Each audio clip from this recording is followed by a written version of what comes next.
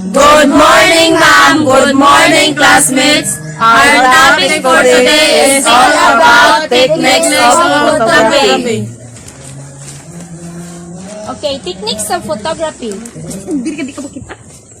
Photography provides two-dimensional records of three-dimensional scenes. The whole information about spatial objects can be obtained by a totally different imaging process, holography. Some perfect techniques in photography include, muna siya ang mga perfect techniques in photography. The first one is photographic analysis of motion. Neither fast nor very slow motion processes can be registered in detail by direct observation. However, various photographic techniques can evaluate such processes. Ang photographic analysis of motion.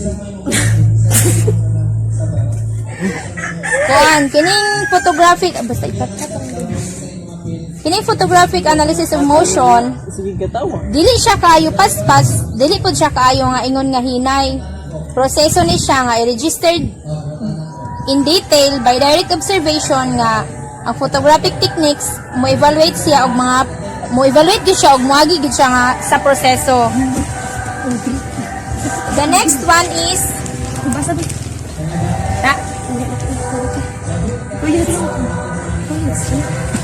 Number 2, time-lapse and time-stretch photography. Time-lapse allows analysis of slow changes of an object, for example, the melting process by subsequent observation or measurement. With VA as recording frequency and as projection frequency in frames per second, then VA or VP in the case of lapse photography. When taking such picture cinematography, cameras are normally used Super 8, 16 minutes, 35 minutes film.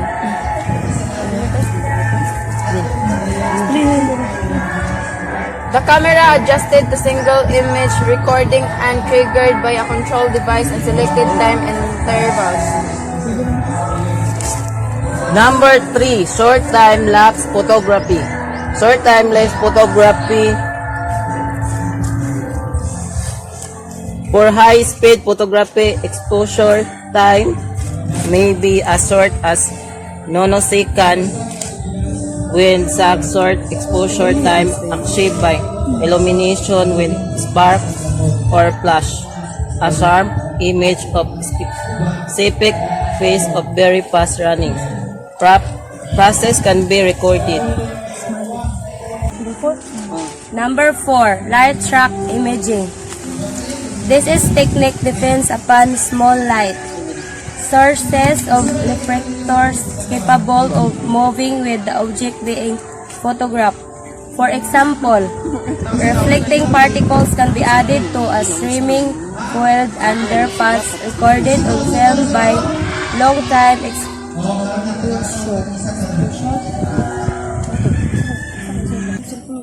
Fifth is infrared photography. Investigation of heated objects with temperatures between 250 Celsius and 525 Celsius is possible by recording their own radiation or heat radiation on film sensitive to the infrared range. For recording radiation from objects with lower and higher temperatures, for example, thermographic cameras, image converters are needed. 6.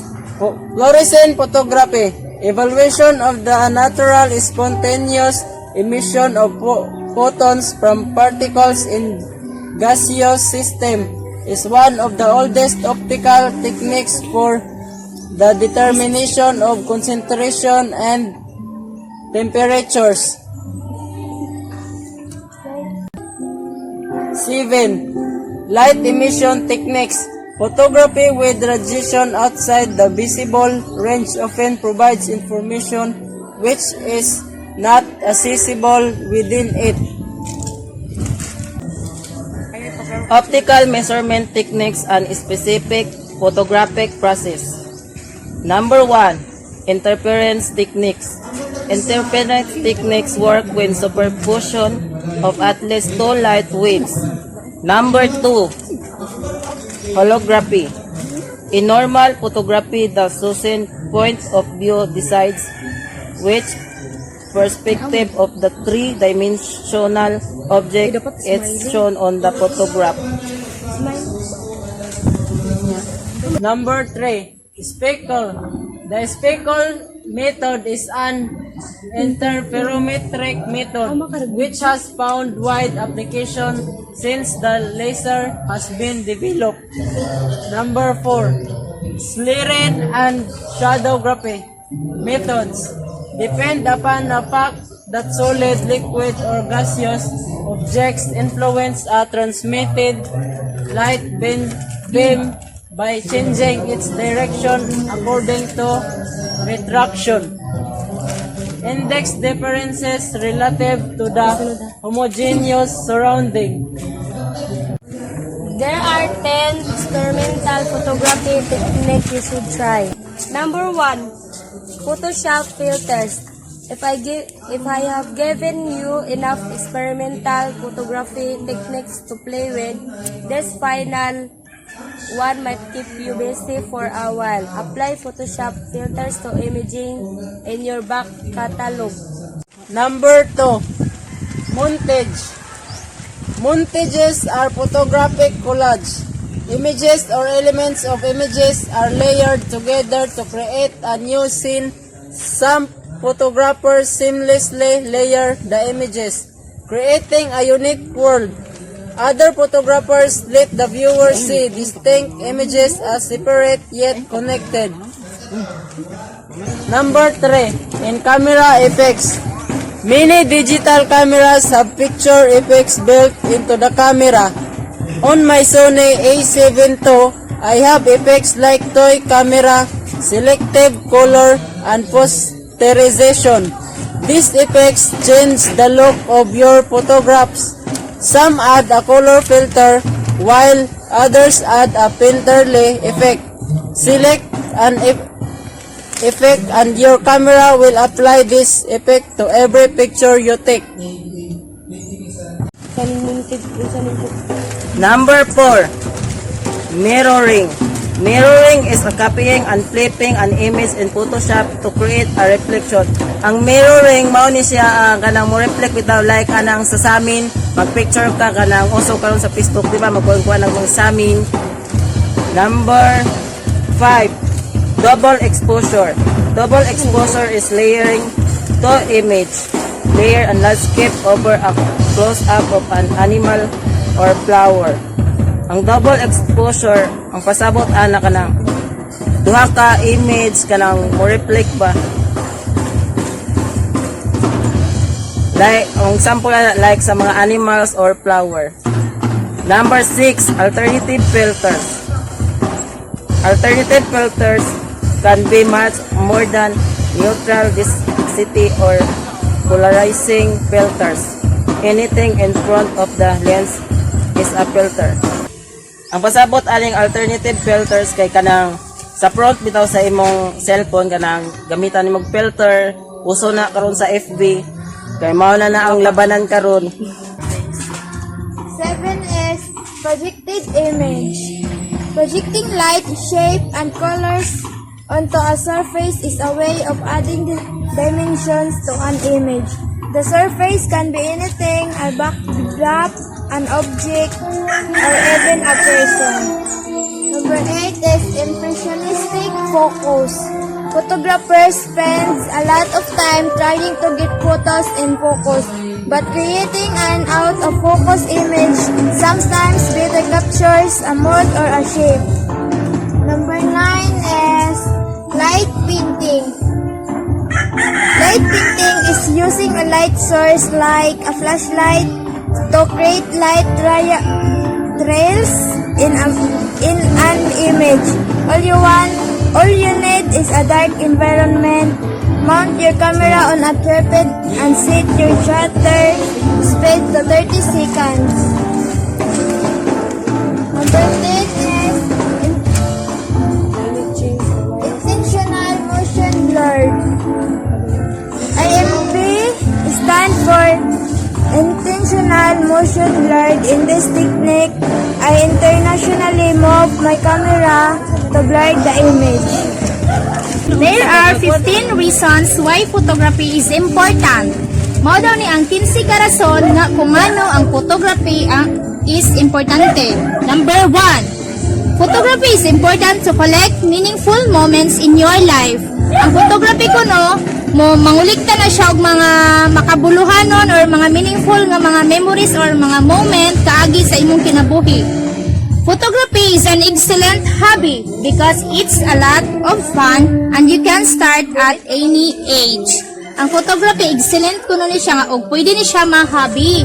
Kay daghan kay kag ma-learn ani or malingaw ka og mao ni ang makasugod sa imong kana bitong huna-huna nimo feeling young pa ka bisag na kanana ka sa old kay nahimo na nimong hobby na siya ba or nalipay ka ana nga kuan sa photography. Number 2, photography is important as a hobby because you keep learning. Ang photography importante daw ni siya nga hobby kay mao ni siya tungod sa photography mahimo ka makabalo ka ani or naa kay makutlo nga mga kaagi or mga learning nimo daghan kag ma-learn. In photography, you always keep learning. One day, you can learn about composition. Number 3, you'll meet like-minded people. Pwede po ka makamit ani og mga minded people because of photography. Photography helps you connect with like-minded people. You can join photography groups and share your experiences. Go out and take photos together, challenge and learn from each other. Tungod sa photography daw ko no, makahimo ka ni grupo or makashare ka sa imong mga experience o mga kaagi sa imong kinabuhi. Pwede ka magsagawas, mag-picture-picture mo together with your friends and families. Challenge po ni siya og makahibalo ka sa bisan unsa nga pamaagi. Number 4, photography inspires you to travel more. So, ang photography ko no, maka-inspire ni sa imo nga, ma-inspire kasi mo kaugalingon nga, ay, nindot tayo mo travel ko og mas daghan pa ba mo travel ko og any venue, any places nga pwede nimo maadtuan. Photography makes you explore the world around you and excuse to go out, to travel more, to learn and experiment. Pwede ka makaadto sa mga laing lugar ani nga maka-experience, maka-experiment ka nga. Wow, nindot dai diri lahi og mga kuan ba, lahi mga weather, lahi og mga klima, mga inana, lahi mga views and all. Tapos number 5, it allows you to preserve moments with your loved ones. Because of photography, maka-allow pud ka ani og maka-preserve ka og mga moments and memories sa imong mga mahal sa kinabuhi. You can do it at home, capturing meaningful moments with your family and friends. The beauty of photography as a hobby is that it makes you document your life.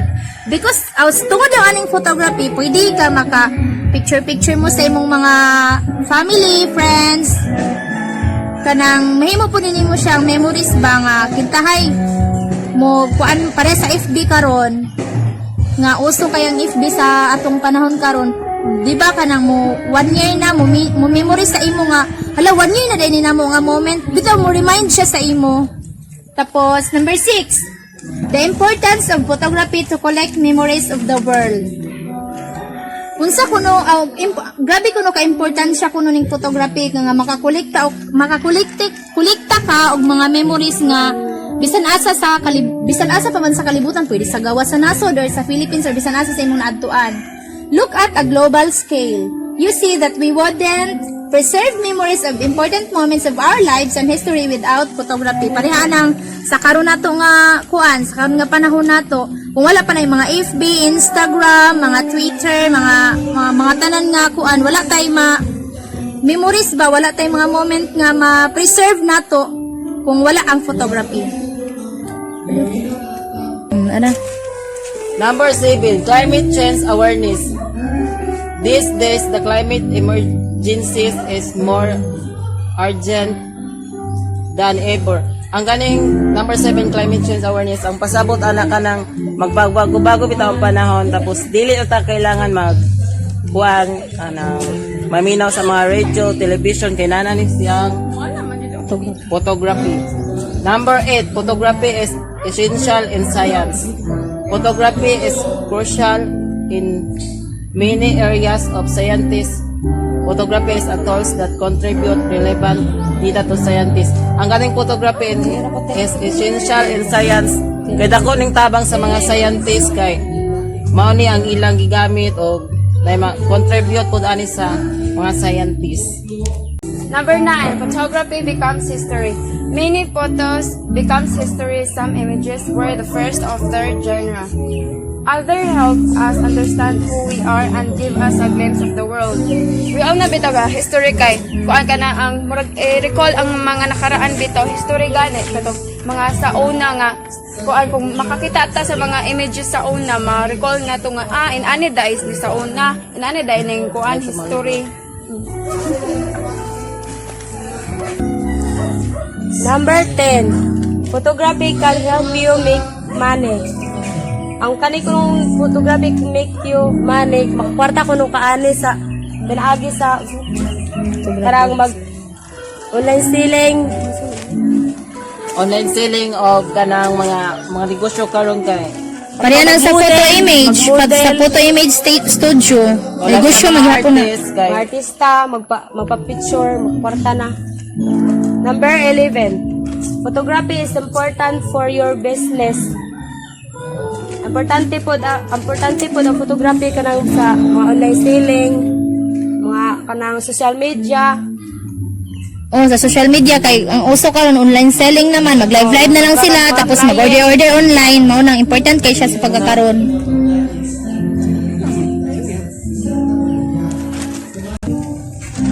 Number 12, photography is important as a form of art, like painting with photos. You can create an image and add your interpretation to it. You can compose images using visual arts elements and harness the power of science and digital devices. Makakreate po tao painting with photos kanang kung nakamakitan nga nindot bitaw nga view imo na siya picturean niya. Maso dayon sa imong hunahuna bitaw nga kuan ka na ang imo na lang siyang i-painting din. Napoy kuan nga kung unsa to imong painting, pwede po to nimo siya i-upload sa kuan ka na mga internet o sa digital devices bitaw of elements. Photos as medium of information. Journalists use images to deliver information. Photos are used to document events of public interest. Kanang sa mga journalists bitaw or kanang sa mga kanang sa TV sa kanang mga balita nilang mga journalists biya kay magkuan na silang mga pic bitaw kung unsa ang ilang gibalita, kung unsa mga witherings or kanang sa mga paghitabo. Magamit pud sila og kanang ang photography aron ikuan sa public interest. 13. Photography is a language. You can be expressed with words, tell stories, write blogs, and send messages to that everyone can understand them. Colors, contrast, different photo compositions are always to tell stories with your photos. Kuan ka na once gani pag sa kuan ba kung istorya lang pud nato or ato lang mabasa kan dili biya nato masabtan kung unsa sa may nahitabo unsa man ang kuan di kuan so kailangan jud nato og kana ang image bitaw nga kuan mao day na kay kung makuan man jud nato kung naay picture dali ra ka makasabot dali ra mo kuan sa imong hunahuna. 15. How photographs tell what's important to society. Photos are often memories of meaningful moments that often are more valuable to us than anything else. Preserving those memories is crucial. Ang kanang makatabang pud ni siya or kanang importante pud na siya sa ato or maka-earn tag memories bitaw kung unsa to ang kuan meaningful sa atong kinabuhi nga atong i-recall kay na atay mga memories of moments. That's all for today's reporting. Thank you and God bless.